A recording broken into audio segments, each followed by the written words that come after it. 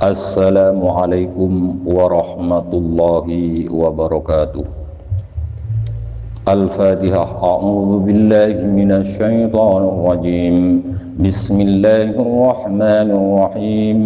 Alhamdulillahi rabbil alamin. Ar-Rahmanir Rahim. Maliki yaumiddin. Iyyaka na'budu wa iyyaka nasta'in. Ihdinas siratal mustaqim, siratal ladzina an'amta 'alaihim ghairil maghdubi 'alaihim waladdallin. Rabbi ighfirli wa liwalidayya amin. Bismillahirrahmanirrahim. Allahumma nawwir qulubana bi nuri hidayatika kama nawwartal arda bi nuri syamsika abadan abada. Allahumma allimna ma jahilna wa dzakirna ma nasina wa fahimna bi rahmatika ya arhamar rahimin. Rabbi israh li sadri wa yassir li amri wahlul 'uqdatam min lisani yafqahu qawli. Wa sallallahu ala sayyidina Muhammadin wa ala alihi wa sahbihi wa sallam. Kajian kitab Tafsir Jalalain halaman 50, baris nomor 9 dari atas, surat Al-Imran ayat ke-30. Bismillahirrahmanirrahim. Uzkur ngaban Muhammad yauma tajidu yareh tauh kullu nafsin apa saben baaban mada kelakuan amilat selamare alako kullu nafsin nafas gela bihi kalaban ma min khairin nyatana dari kebagusan muhdharron daka seeh hadiraki atau dihadapkan ke hadapannya wa ma bantining barang amilat seala konafas bihi kalabanama min su'inya tan dari kejubaan mubtadaun panika tadi mubtada khabaruhu setining khabar mubtada panika lafat tawaddu.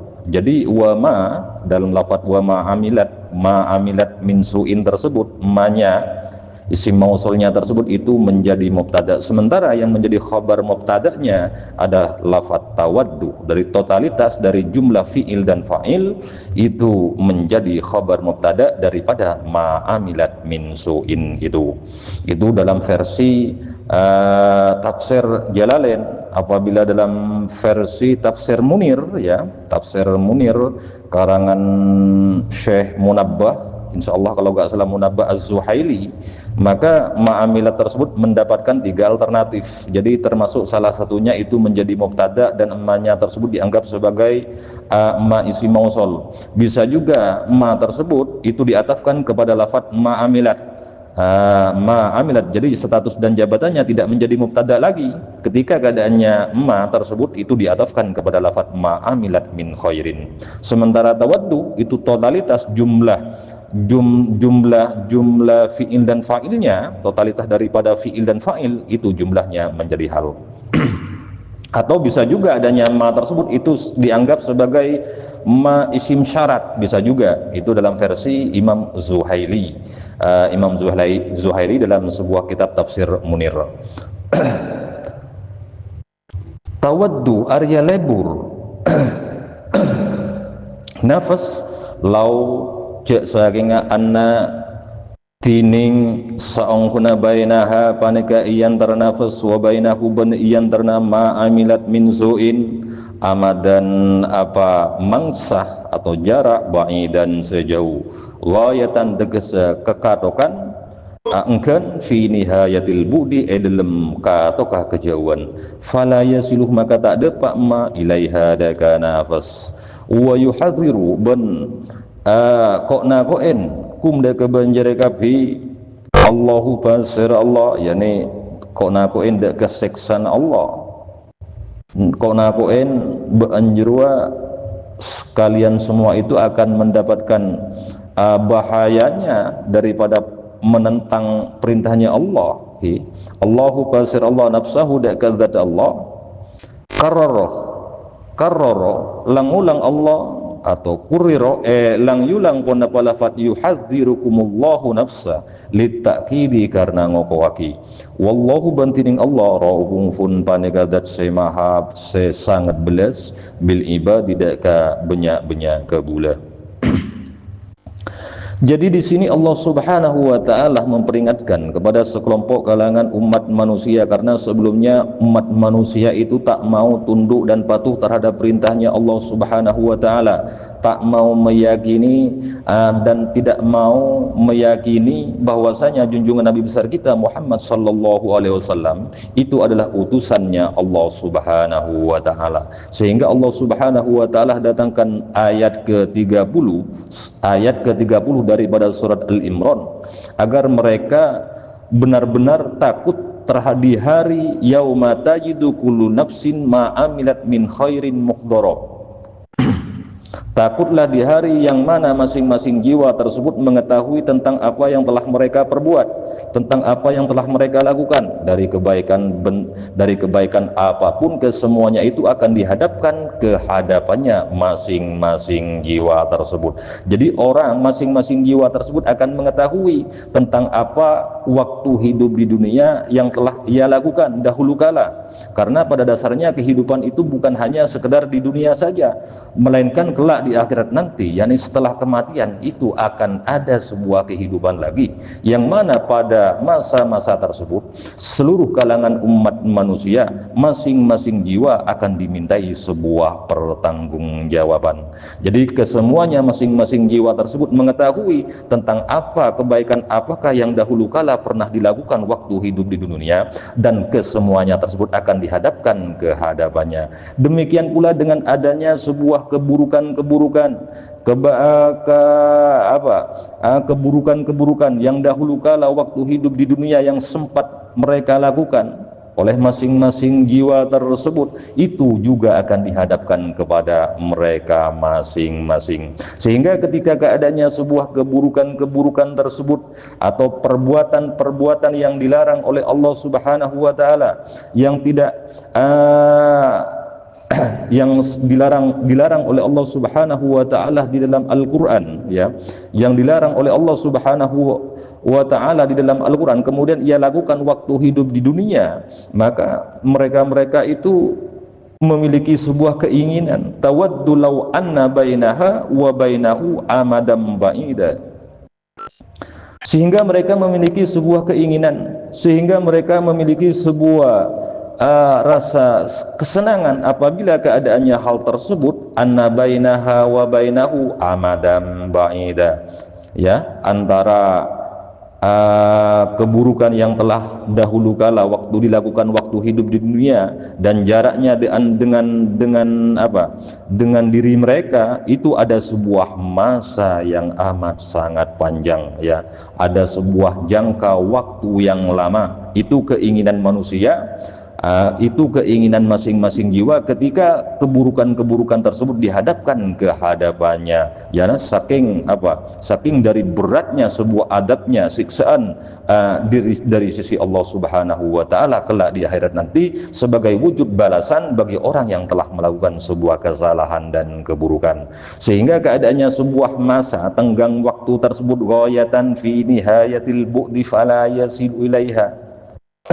Sehingga dengan adanya masa tenggang waktu tersebut, dirinya itu tak pernah sampai, yakni merasa kekurangan terus, sehingga dirinya itu secara tidak langsung menginginkan sebuah kehidupan yang amat sangat panjang, kekal abadi, hidup di dunia, sehingga ia bebas untuk melakukan sebuah kesalahan apapun saja yang telah dilarang oleh Allah Subhanahu wa taala. Wa yuhadzirukumullahu nafsa. Padahal pada kenyataannya Allah Subhanahu wa taala nyatakan demikian. Allah Subhanahu wa taala itu mengancam, ya, terhadap mereka tentang siksaannya Allah Subhanahu wa taala sebagai bentuk balasan bagi orang yang telah melakukan sebuah kesalahan, bagi orang yang telah melakukan sebuah kemaksiatan, bagi orang yang telah melakukan sebuah keanggaran kemurkaan. Jadi di sini Allah Subhanahu wa taala mengulang-ulang kurriro litakid, yakni yakni semata-mata karena keadaannya Allah Subhanahu wa taala amat sangat menyayangi kepada hamba-hambanya, agar ia selalu senantiasa membekali dirinya sebelum ia meninggal dunia, agar ia selalu senantiasa untuk tidak melakukan sebuah kejahatan, keburukan, kemaksiatan, keangkaran murkaan yang bertolak belakang dengan ajaran agama Islam.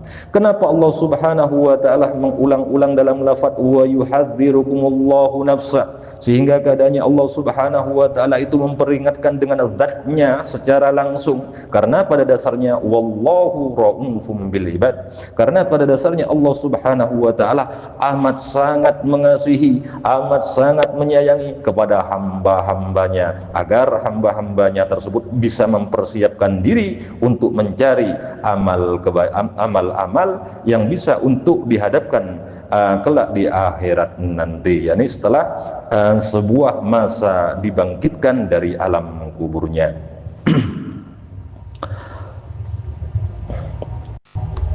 Wa nazala bantaran ayat lamma qalu semangsana ngucap ahlu Makkah mana butuh tak nyempa qaulu stajak al asnam ada kebanyak berhala illa terkecuali hubban karena kecintaan lillahi daga Allah, liyuqarribu karena supaya bisa mesema asnam nada ka wala sataja ilaihi daga Allah. Kul ngucapan Muhammad lahum daga ahli Makkah atau kufar Makkah, ya Muhammadu kul lahum, kul ngucapan kul ngucapan lahum ban Muhammad lahum daka kufar Makkah atau ahlu Makkah, ya Muhammadu hai Muhammad, in kuntum lamun bada banjir kapi tuhibbuna arya lebur banjir kapi Allah daka Allah, fatabi'u maka nuru banjir kapi ini daka sengko, yuhbib maka cinta kum daka banjir kapi Allahu basir Allah, bimakna annahu kelaban makna seongkun Allah yusibu panika bekal abri ganjaran pahala basir Allah kum daka banjir kapi wa yaghfir ban nyepora pasir Allah lakum karena banjir kapi dzunubakum daga banyak dosana banjir kapi, wallahu bantining Allah ghafurun panika dat sangat ngapora liman daga orang ittaba seanut man nih daga sengko ma tegese ngapora ma daga dosa salafa seampun kada pun apa ma minhu dari man qabla dzalika sebelum kadisa ittabani rohimun tor sengasehen se banget ngasen bihi dakaman. Kemudian dilanjutkan dengan ayat ke-31 daripada surat Al-Imran. Jadi keadaannya ayat ini diturunkan oleh Allah Subhanahu wa taala berkenaan karena dahulu kala penduduk kota Mekah itu amat sangat lancang sekali berkata kepada junjungan Nabi besar kita Muhammad sallallahu alaihi wasallam bahwasanya keadaan mereka itu menyembah berhala illa hubban lillah, itu semata-mata mereka lakukan karena kecintaan diri mereka kepada Allah Subhanahu wa taala dengan maksud dan tujuan liyuqarribuna ilaihi, dengan maksud dan tujuan agar para berhala-berhala yang telah dibuat oleh tangan-tangan manusia tersebut bisa mendekatkan diri mereka, bisa mendekatkan kepada mereka bisa mendekatkan kepada mereka penduduk kota Mekah kepada Allah Subhanahu wa taala. Padahal pada kenyataannya tidak demikian, ya. Secara tidak langsung keadaannya penduduk kota Mekah atau kufar Mekah tersebut itu menyamaratakan atau mensejajarkan antara posisi berhala dengan posisi Tuhan. Secara tidak langsung itu adalah bentuk penyekutuan kepada Allah Subhanahu wa taala. Padahal pada kenyataannya berhala-berhala tersebut bukanlah Tuhan, melainkan makhluk, sebuah patung yang diciptakan oleh tangan-tangan makhluknya, yakni tangan-tangan manusia. Maka katakan Muhammad kepada mereka, kepada kufar Mekah, kepada penduduk Mekah yang mengatakan bahwasanya diri mereka tidak pernah menyembah berhala terkecuali karena kecintaannya kepada Allah Subhanahu wa taala, agar berhala-berhala tersebut bisa mendekatkan mereka penduduk kota Mekah kepada Allah Subhanahu wa taala. Katakan Muhammad kepada mereka bahwasanya apa yang telah mereka katakan itu merupakan sebuah kesalahan besar. Jadi apabila memang keadaannya kalian tersebut memang betul-betul cinta kepada Allah Subhanahu wa taala, in kuntum tuhibbunallah fattabi'uni. Jadi apabila kalian itu memang betul-betul cinta kepada Allah Subhanahu wa taala, maka fattabi'uni, ikutilah sarana dan prasarana yang telah disarankan oleh junjungan Nabi besar kita Muhammad sallallahu alaihi wasallam.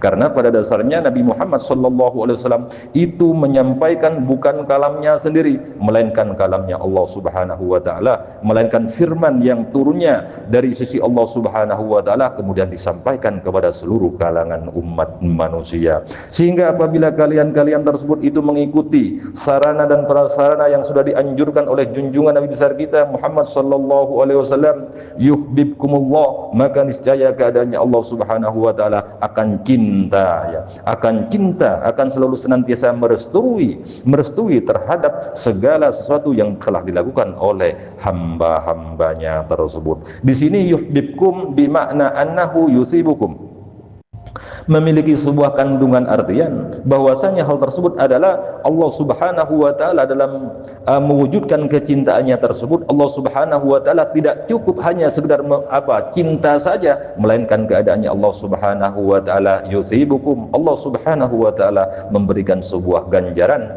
memberikan sebuah pahala sebagai bentuk imbalan bagi orang yang betul-betul tunduk dan patuh terhadap perintahnya Allah Subhanahu wa taala dan mau mengikuti segala sesuatu yang disarankan oleh junjungan Nabi besar kita Muhammad sallallahu alaihi wasallam.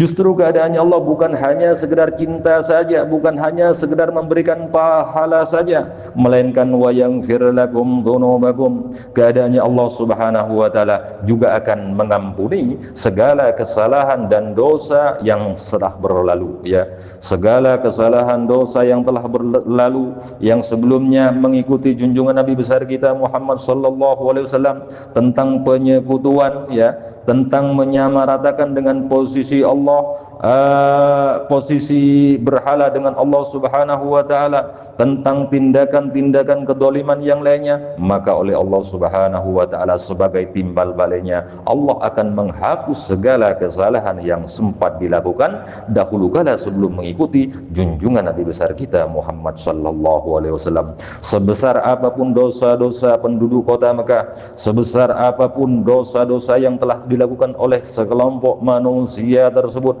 maka pintu pengampunan Allah lebih besar lagi daripada dosa yang dilakukan oleh hamba-hambanya tersebut. Seraya Allah Subhanahu wa taala berfirman, wallahu ghafurur rahim. Karena pada dasarnya Allah Subhanahu wa taala itu adalah merupakan zat yang maha pengampun sebesar apapun dosa-dosa yang telah dilakukan oleh hamba-hambanya sebelum mengikuti jejak, ya, dan langkahnya junjungan Nabi besar kita Muhammad sallallahu alaihi wasallam, sebelum mengikuti syariatnya junjungan Nabi besar kita Muhammad sallallahu alaihi wasallam, karena banyak perbuatan kelaliman, kedoliman yang telah dilakukan oleh mereka, maka Allah Subhanahu wa taala akan sanggup mengampuni segala dosa dan kesalahannya. Sebesar apapun dosa-dosanya, maka pintu pengampunan Allah lebih besar daripada dosa yang telah dilakukan oleh hambanya tersebut. Bagi siapakah pengampunan itu akan diterima? Liman tabiani, ya, liman ittaba'ani, bagi orang yang memang betul-betul mengikuti junjungan Nabi besar kita Muhammad sallallahu alaihi wasallam. Karena segala sesuatu yang disampaikan oleh junjungan Nabi besar kita Muhammad sallallahu alaihi wasallam itu adalah merupakan perintahnya Allah Subhanahu wa taala, firman-Nya Allah Subhanahu wa taala yang tersirat dan tersurat di dalam sebuah kitab suci Al-Qur'an. Masalafa minhu, yakni Allah Subhanahu wa taala mengampuni dosa-dosa yang sudah berlalu sebelum ia mengikuti jejak dan langkahnya junjungan Nabi besar kita Muhammad sallallahu alaihi wasallam. Jadi keadaannya Allah Subhanahu wa taala rahimum bihi, bahwasanya Allah Subhanahu wa taala karena dari besarnya kasih sayangnya Allah Subhanahu wa taala, karena dari welas asihnya sifatnya Allah Subhanahu wa taala, sehingga Allah Subhanahu wa taala tak pernah menggubris mengenai dosa-dosa dahulu kala yang telah dilakukan oleh hamba-hambanya tersebut. Kul, katakan Muhammad, mengucapkan Muhammad lahum daka ahlu maka atiu atada banjiraka fi Allah hadaka Allah war rasula ban utusna Allah, war rasula ban utusan fima dalam perintah ya murus merintah Allah kum daka banjiraka fi bihi kalaban ma minat tauhidih, nyatana dari ketauhidan atau pengesaan. Fa in tawallau, maka lamun mingu banjiraka fi a'radu, tegese nyimpang banjire, fa in tawallau, maka lamun mingu ahlu Makkah atau kufar Makkah, a'radu tegese mingu berpaling, ahlu Makkah kufar Makkah, anit taati dari ketaatan, fa innallaha maka sanggun Allah la yuhibbu arita seneng Allah al kafirin ada kebanyak-banyak orang sekafir. Fihi fanika dalam lafaz innallaha iqamatu zahiri tining ajenengaki isim domir maqamal mutmari kenengna isim domir. Jadi seharusnya selayaknya lafadznya itu isim domir, karena di depan tarkib kalamnya fa innallaha la yuhibbul kafirin.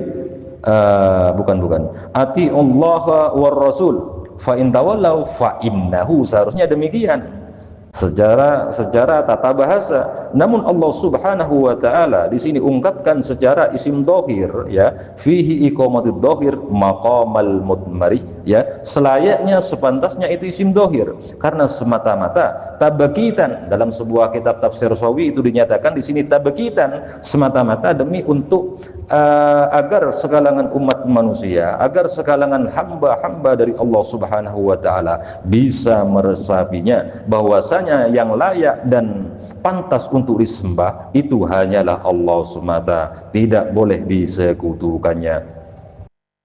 Aila yuhibbuhum, aila yuhibbu tegese tak cinta Allahum daka kafirin, bimana annahu kelaban makna seungkun Allah yu'akibu paneka bekal nyiksa pasir Allah hum daka kafirin. Jadi kemudian diturunkan oleh Allah Subhanahu wa taala ayat ke-32 daripada surat Al-Imran.